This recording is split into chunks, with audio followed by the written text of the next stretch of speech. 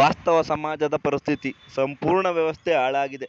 ರಾಜಕಾರಣಿಗಳು ಭ್ರಷ್ಟಾಚಾರಿಗಳು, ಅಧಿಕಾರಿಗಳು ಭ್ರಷ್ಟಾಚಾರಿಗಳು, ಯುವಕರು ಪ್ರಶ್ನೆ ಮಾಡುತ್ತಿಲ್ಲ, ಕಾರ್ಯಕರ್ತರು ಅವರ ಪಕ್ಷದವರ ಪರವಾಗಿ ಮಾತನಾಡುತ್ತಿದ್ದಾರೆ, ಟಿವಿ ಮಾಧ್ಯಮಗಳು ಮಾರಾಟವಾಗಿದ್ದಾವೆ, ಮತ ಹಾಕುವ ಜನರಿಗೆ ಜವಾಬ್ದಾರಿ ಇಲ್ಲ, ಜಾತಿ ಧರ್ಮ ಹೆಂಡಕ್ಕೆ ಮತ ಹಾಕುತ್ತಾರೆ, ರಾಜಕಾರಣಿಗಳು ಮತ್ತು ಅಧಿಕಾರಿಗಳು ಅವರವರ ಮಕ್ಕಳಿಗೆ ಆಸ್ತಿ ಮಾಡುತ್ತಿದ್ದಾರೆ, ಯುವಕರು ಜಾತಿ ಧರ್ಮ ಎಂದು ಜಗಳವಾಡುತ್ತಿದ್ದಾರೆ.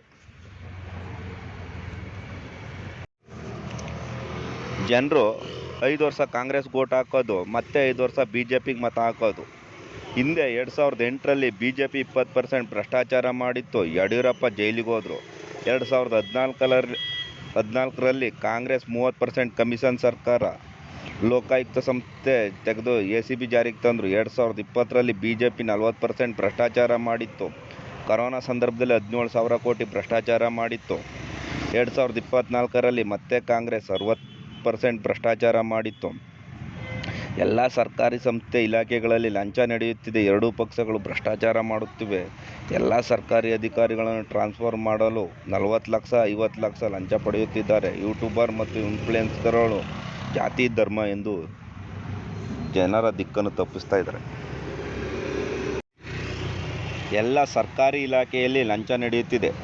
ತಾಲೂಕು ಕಚೇರಿಯಲ್ಲಿ ಲಂಚ, ಜಿಲ್ಲಾ ಕಚೇರಿಯಲ್ಲಿ ಲಂಚ, ನಗರ ಸಭೆಯಲ್ಲಿ ಲಂಚ, ಪೊಲೀಸ್ ಸ್ಟೇಷನ್ನಲ್ಲಿ ಲಂಚ, ಗ್ರಾಮ ಪಂಚಾಯಿತಿಯಲ್ಲಿ ಲಂಚ, BBMPಯಲ್ಲಿ ಲಂಚ, KEBಯಲ್ಲಿ ಲಂಚ, ಕೃಷಿ ಇಲಾಖೆಯಲ್ಲಿ ಲಂಚ, PWಯಲ್ಲಿ ಲಂಚ, BU ಕಚೇರಿಯಲ್ಲಿ ಲಂಚ, ಸರ್ಕಾರಿ ಕಚೇರಿಯಲ್ಲಿ ಲಂಚ, ಟ್ರಾಫಿಕ್ ಪೊಲೀಸ್ ಲಂಚ, RTO ಕಚೇರಿ ಲಂಚ, ಸಬ್ ರಿಜಿಸ್ಟ್ರಾರ್ ಕಚೇರಿ ಲಂಚ.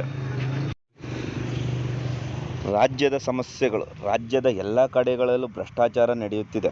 ಭ್ರಷ್ಟಾಚಾರ, ನಿರುದ್ಯೋಗ, ಗುಂಡಿ ಬಿದ್ದಿರುವ ರಸ್ತೆಗಳು, ರೈತರ ಆತ್ಮಹತ್ಯೆ, ಬೆಲೆ ಏರಿಕೆ, ಸರ್ಕಾರಿ ಶಾಲೆಗಳು ಹಾಳಾಗಿವೆ, ಸರ್ಕಾರಿ ಆಸ್ಪತ್ರೆಗಳು ಹಾಳಾಗಿವೆ, ಕಲಬೆರಕೆ ಪದಾರ್ಥಗಳು, ಮರಳು ಗಣಿಗಾರಿಕೆ, ಕಲುಷಿತ ನೀರು, ಕಲುಷಿತ ಗಾಳಿ.